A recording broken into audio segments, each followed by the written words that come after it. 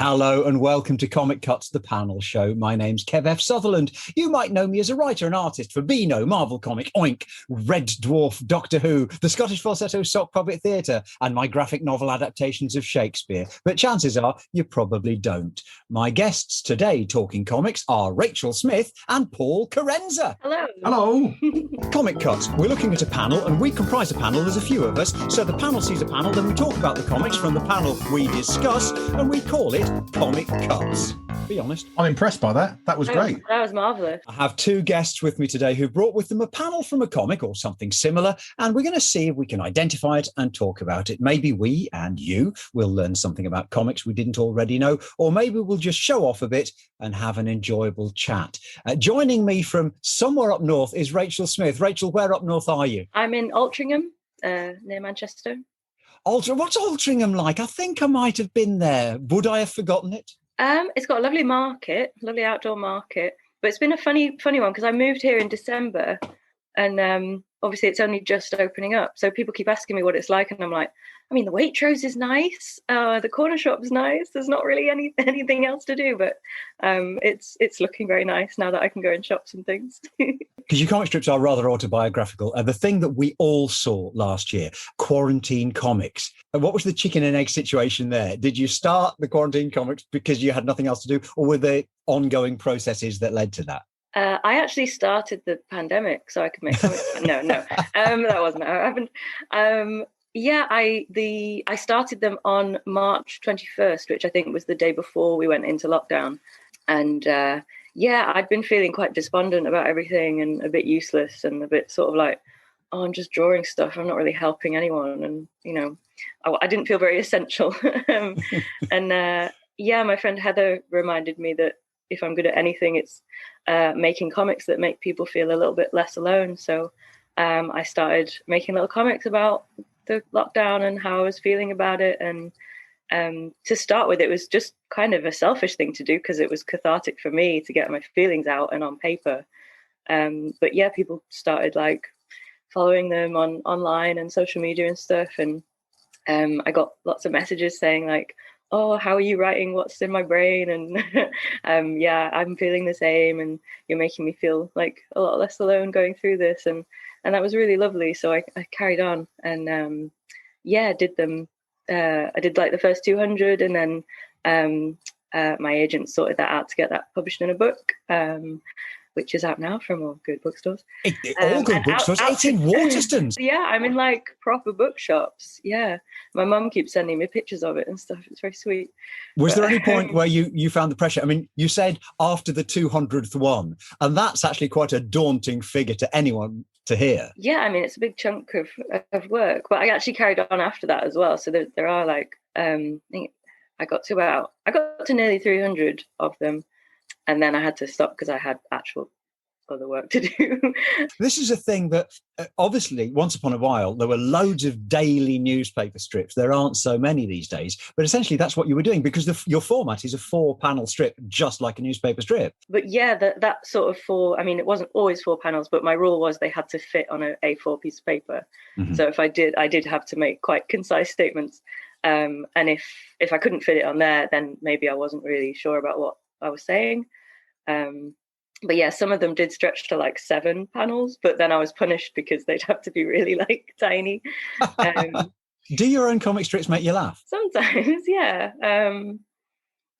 I'll like think of one and be like, yeah, that'll do well. Usually the ones with my cat did very well. It's interesting, the choice of subject matter. I mean, I know it's not a conscious choice, but when you're writing, you're quite often looking at anxiety and you're looking at depression, and then you're making it funny, which for us, the readers, is great. But sometimes it's a little voyeuristic from our point of view because we're looking at your pain. It's odd, actually. I look back and I've sort of forgotten some of it. Like that time when we were only allowed to go out once a day, like that was crazy. And I'd kind of forgotten about that bit. And I was reading through it again. I was like, oh yeah, God. Yeah, hopefully I made light of it without making too light of it. Like some of the strips are quite serious. And because I was, a lot of the main sort of story arc to the book is that I was trapped away from my boyfriend for a lot of it because we were in different bubbles. And we didn't want to risk anything. So we couldn't see each other for a while. So someone said the other day that it's going to be like a historical document. And as a cartoonist, that's an incredibly grown-up thing to be called. I was just, never thought I'd be called that. But Rachael Smith is Daniel Defoe. Yours is the Journal of the Plague Year. And also, you are in a unique position as far as this podcast is concerned, because you're the first guest we've had on whose work has already been chosen. Spoiler alert for anybody who's listening who doesn't want to know what episode Rachael gets chosen in. Cover your ears for 30 seconds. Juliet Burton chose Wired Up Wrong. Amazing. Yeah, so and suddenly this person who draws comic strips becomes a real person. It's most satisfying. Yes, I am actually a 3D entity, not just a black and white big cartoon face. How did the cartoon version of yourself and your face evolve? Have you always drawn yourself and you've always looked little and manga-esque? Yeah. I mean, my roots are kind of in manga. When I was a little girl, I read a lot of manga and stuff, like Sailor Moon and that. So I used to draw those like big, shiny, sparkly eyes on everything. And then I think I sort of went down the Scott Pilgrim path a little bit. And I think Brian Lee O'Malley is a little bit manga-y as well. But yeah, I've always put like big googly eyes on everything. I've never shied away from being very cartoony. Your mention of Scott Pilgrim gives me the opportunity for a fantastically Alan Partridge-esque link. Because talking of pilgrims, as a man who's got a subject matter linked to pilgrims in a lot of his work, my other guest is Paul Kerensa. Hello, Paul. Hello. That's a smooth link if ever I heard one. We're looking at the titles of some of your books: Noah's Car Park, Moses and the Exodus Express, the Genesis Buy Bluffers Guide. There's a theme there, isn't there, Paul? I suppose there is, which is me really trying to find a niche market where there isn't one.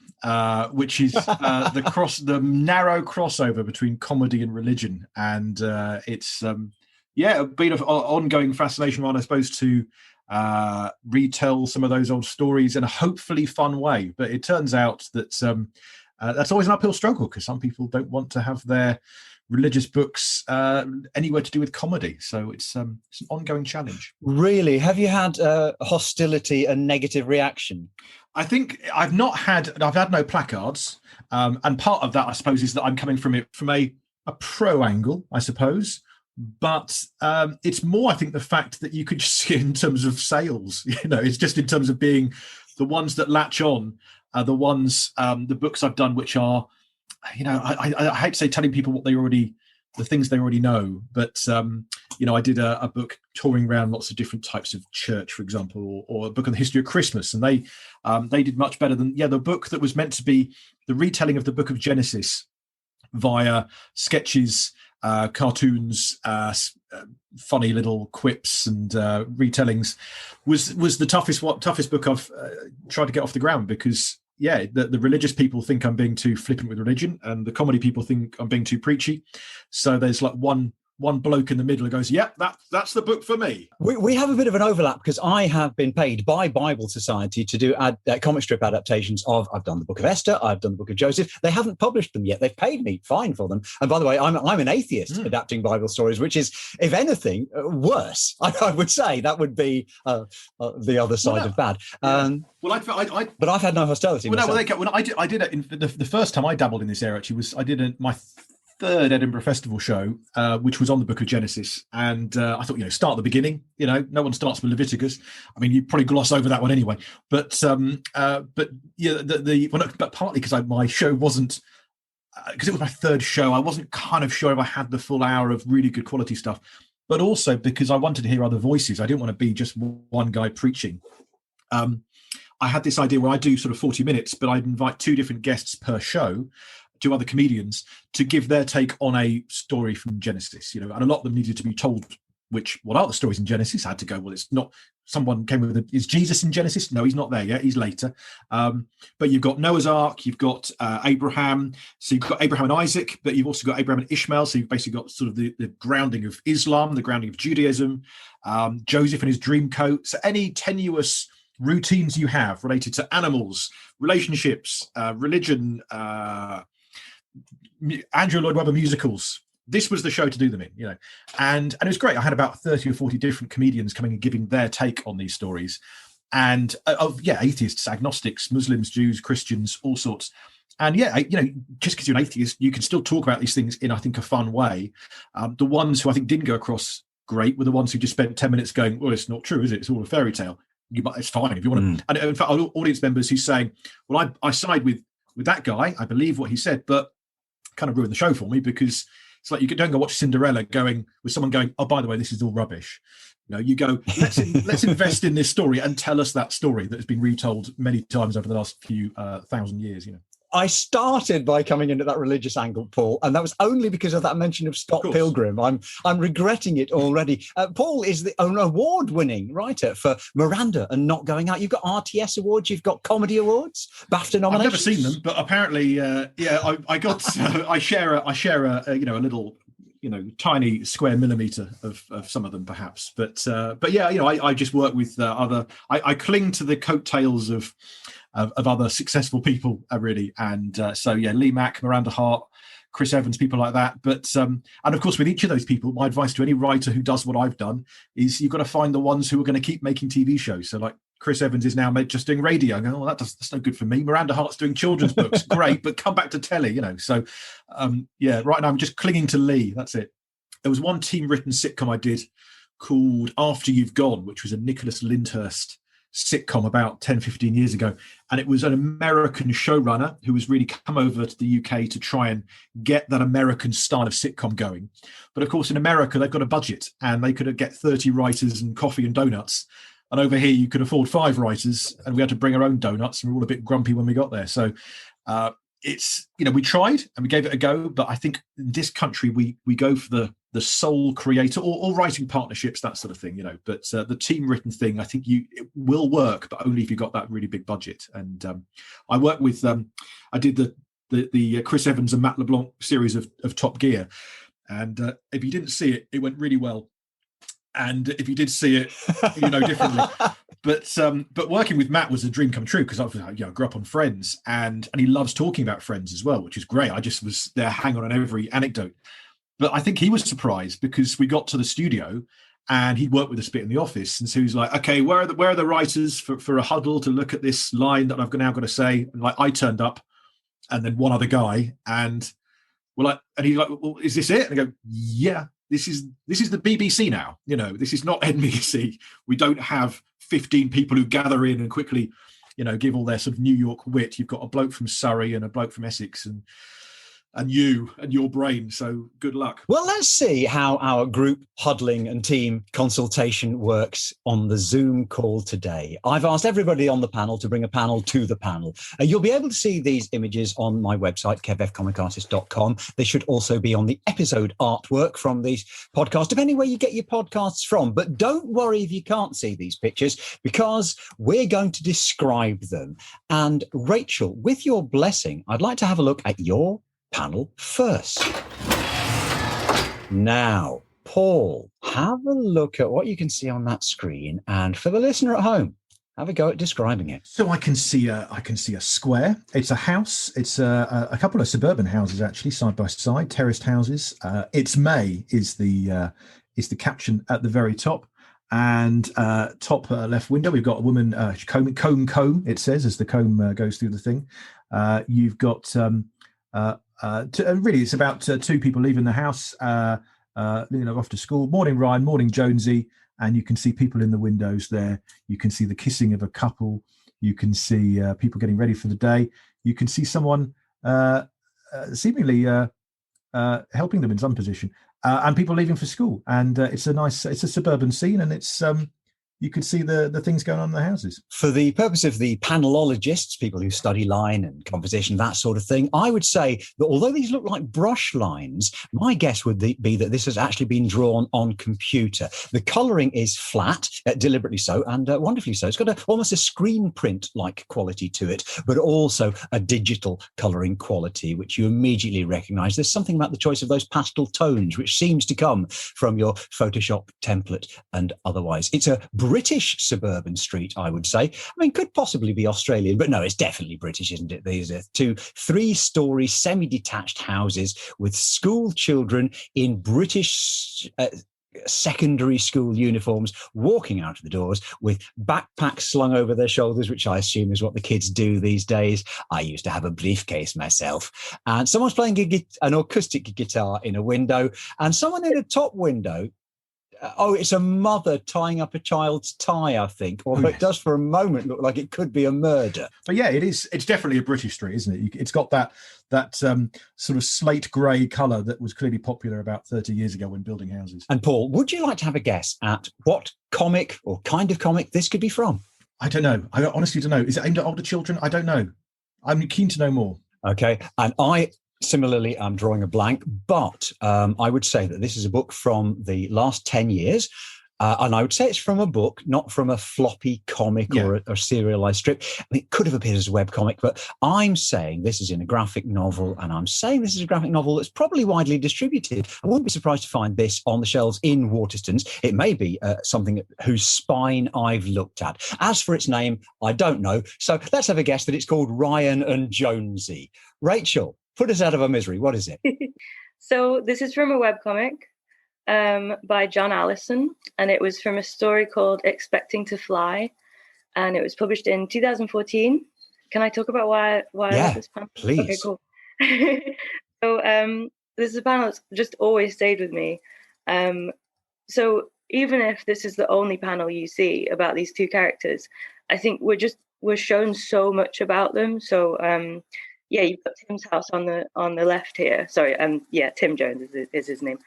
And you can see him combing his hair, and he's putting his blazer on, like with pride. And then he goes and kisses his mum goodbye. He's like the perfect child.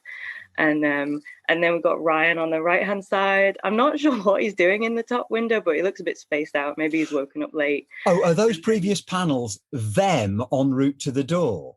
Yeah, so it's not a house which has got 4 siblings in it. Yes. It's them in the various stages. Oh, very clever. I've got to say, so I know you're about to say all this stuff, but it's taken me this long to sort of really take in the fact that one house is twice as big as the other. Yeah, and the lawn as well, the manicured lawn in the bigger house versus the that's one of my favorite details. So Tim's house has this lovely, beautiful lawn outside, and Ryan's house. It's kind of overgrown and has some dandelions in it. And again, that tiny detail just kind of shows us maybe Ryan's family has different priorities. Maybe they just don't have enough time to do that kind of thing. Just to finish off, Ryan's kind of having a fight with his mom. She's trying desperately to get him to wear a tie. Maybe he doesn't want to. Then we see Ryan brushing his teeth. It looks like toothpaste going everywhere.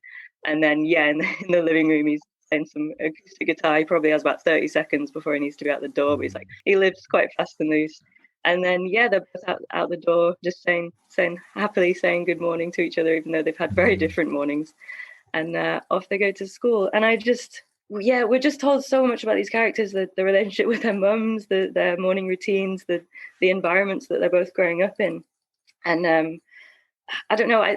This could have been a scene where, like, this comic, this whole scene could have played out differently. We could have just seen them coming out of their houses, and then the dialogue could have been like, "Hey, how was your morning? Oh, I had a fight with my mum. I got toothpaste everywhere. What did you do? Oh, yeah, I just put my blazer on and kissed my mum, and it was all fine. I don't see why you have to make such a big deal of getting ready for school." And that would have told us all the same information. But doing it like this is just such a succinct way of getting that information across. And now their walk to school can deal with something else. We can be told other parts of the story can be developed. And I just think it's a perfect example of show don't tell, and also just a perfect example of how comics can be such a wonderful medium to tell a story in quite an understated way sometimes. The more you look, the more you get an image like this. Is the whole rest of the story told like this, or is it paced in very different ways? It is. I mean, if you've ever read John Allison's work, and I'd really, really recommend it, he is one of the greats. Every page is kind of a setup and a joke, but also, you're meant to read them in one chunk. But because he used to post I think it used to be 3 times a week when this one was out. I think he kind of gave us a little bit of a joke every day when we read the page, because we'd been waiting for it. So yeah, it's a similar pace. There's always a lot to find out about. This story is set in Tackleford, and which is a made-up world of John's, and that world is just so rich and has so many little Easter eggs if you know that world. But it's also perfectly, fine if you've never read anything. He treads that balance very well. Made-up town's a great British tradition in comics, isn't it? Melchester Rovers is, I think, what Roy of the Rovers used to play for. Or is that the one that Billy the Fish plays for? Either way, there's been a lot of that. And Auchentoggle. Anyone remember who lives in Auchentoggle? No. Urwally and the Bruins. Okay. John Allison's webcomic, has it been collected up, do you know? Some of it, yeah. So his series Bad Machinery has been collected up in several graphic novels. He wrote Giant Days as well, which did very well with Max Sarin on art. And at the minute, he's working on Steeple, which I think you can read online. There's loads of his stories you can read online. He published a lot of stuff for free. How would you feel about work being adapted into other mediums? Because something like this is the sort of material that quite often finds itself made either into animations or made into TV and movie drama. It's really funny you said that, actually. I've been at Annecy Animation Festival all of last week because one of my books got selected for me to pitch it as an animation. Oh, wow. How's that go? So I had to make like a 5-minute video because obviously usually I would go to Annecy, which is in France, and pitch like live. But yeah, it wasn't quite safe enough to do that. Right, of course. Yeah, so I did it all online. So I made a video and gave people the PDF of the book, and then animation studios that were interested in talking to me would get in touch with me on like this. They had this little networking platform, and I had like 13 meetings in like 2 days, which was exhausting. But it was nice that so many people were interested. So yeah. Well, that was fabulous. We've just been looking at Expecting to Fly by John Allison. A very impressive piece of work for you to still find online. Would I be right, Rachel? I'm not sure Expecting to Fly is still online, but there's a lot of stuff of John Allison's online. Bigging up John Allison. And now I think we're going to have a look at what Paul has brought in. Now, listener at home, you should be able to find this image on my website, kevfcomicartist.com, and you should find it on the episode image wherever you get your podcasts from. But you're not going to need to see it because of the exemplary fashion in which Rachel's going to describe it. Rachel, what are you looking at? Oh, golly. So it's a sort of black and white, I think it's an ink wash panel. And it's got like, I think a mountain and 2 people on the top having a conversation. And then we're overlooking New York. I think that's the Chrysler Building. I don't know New York too well. And then there's a very disconcerting figure right at the front. I think that's one of the same figures that's on top of the mountain. And he just has like these 2 little beady eyes and no nose and no mouth. It's a bit scary. So that we've got just a panel saying, Satan took Jesus to the top of the highest mountain. Surely every Messiah had his price. And then one of the figures is going, behold, the world, every kingdom and civilization, even those beyond our space and time, all this authority I will give you if you worship me. And the other person is saying, begone, Satan, for it is written, worship the Lord your God and serve him only. Oh, so this scary looking figure, I think, is Satan. And then in the foreground, he's saying, very well, you've won for now until next time. Dun, dun, dun. Dun, dun, dun. For the benefit of the panelologists at home, people who study line and texture and comic technique, this is a black and white line and wash drawing, and it is printed on the sort of paper that makes you realize it's in a paperback, maybe even hardback book. Printed in black and white, intended to be seen only in black and white, I would say. And it's very manga style in its printing and finish, but the lettering is very English language, lettered on computer. The picture of New York in the background is a photograph that's been digitally treated. And it's a number of photographs montaged together, one part of which appears to be Chinatown in another city like San Francisco, maybe not from New York. Anyway, it's a montage of North America in the background. Behind characters, we've had Satan described there. The words are certainly the words of the voice bowl was very clearly from the Bible. I think we've got the source there, but the caption has taken a few liberties and abbreviated things. Surely every Messiah had his price is not the sort of rhetoric that I think you find in the King James version. Rachel, would you like to guess where this is from? Golly, I have no idea. Did Jesus make a graphic novel? Is it by Jesus? I like to think there's a forgotten parchment somewhere of yeah. It's like, oh, you forgot to put all my drawings in the book. Why is it all the writing?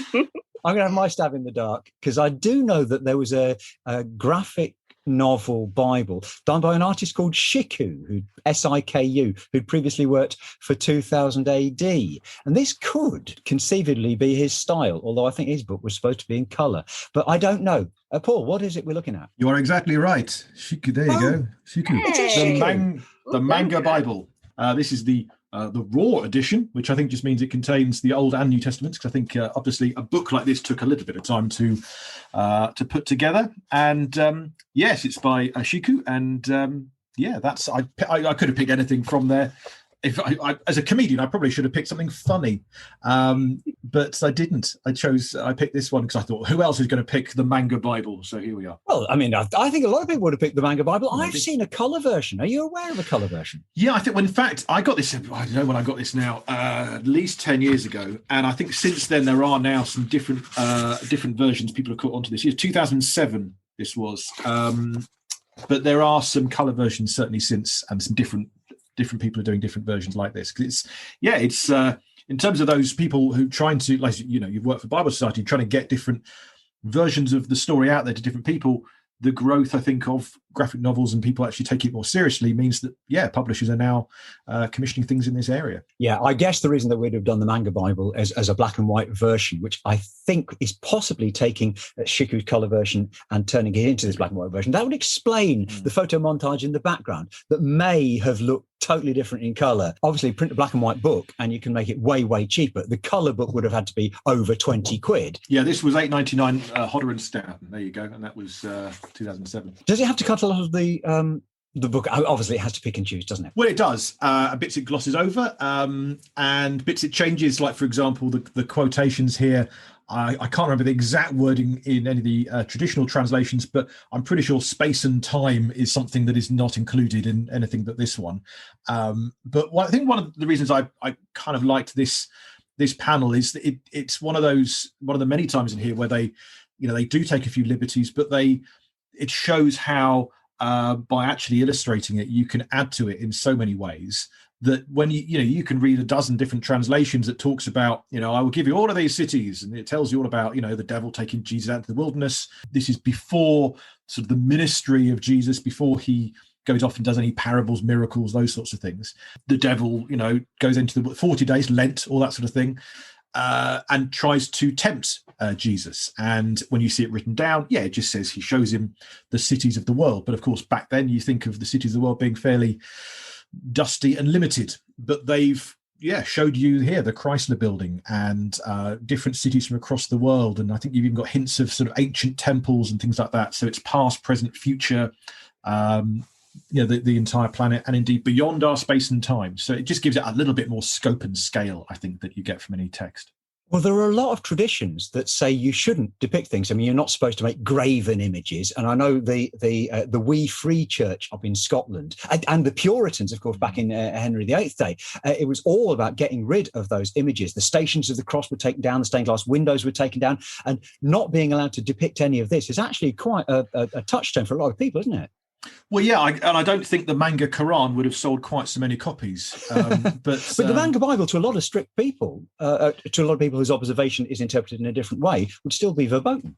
I think the thing is that actually a lot of every churchgoer I know has their either favourite version of the Bible, or indeed those who haven't quite settled on a favourite certainly maybe have settled on ones that they just think isn't quite right. And you do get a complete range of those that are quite conservative and stick to the version of the King James kind of more type.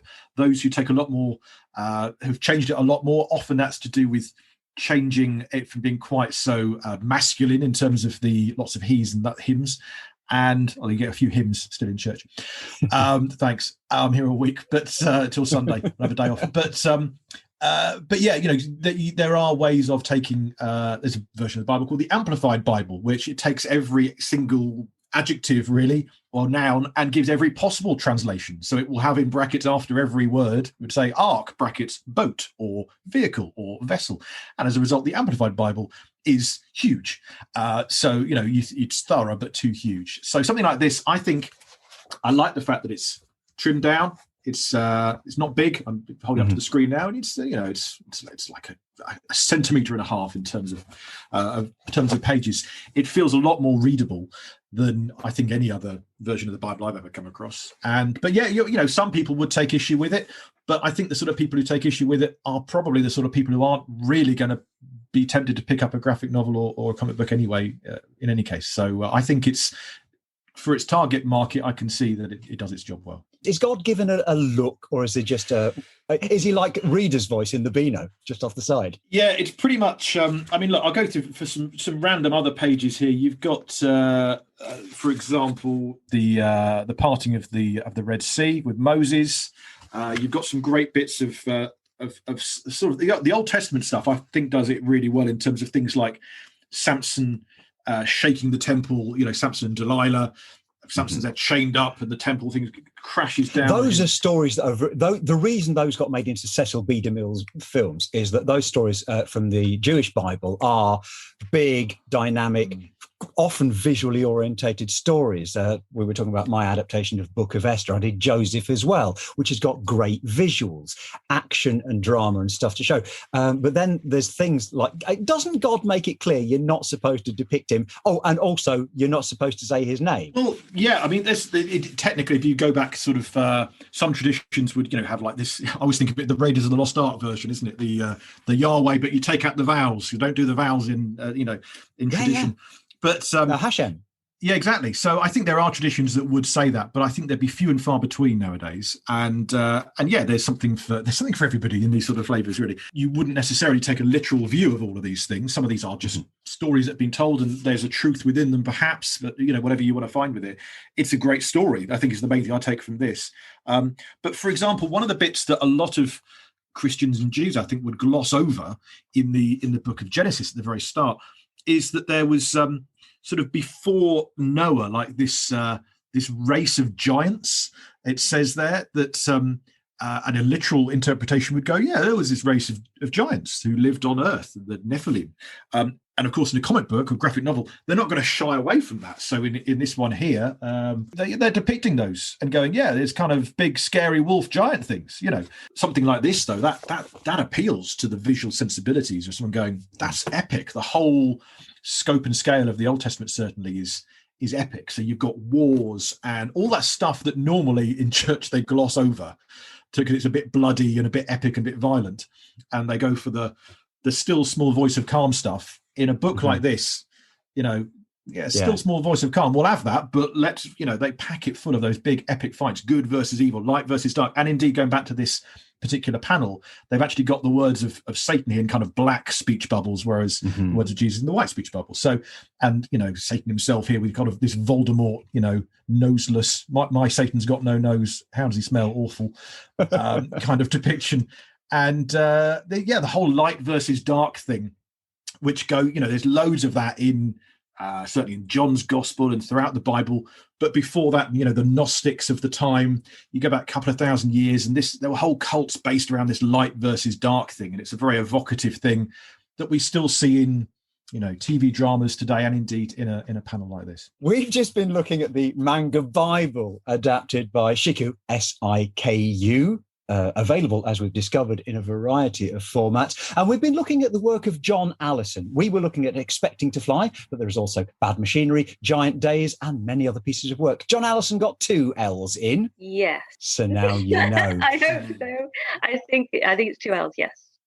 And John, John.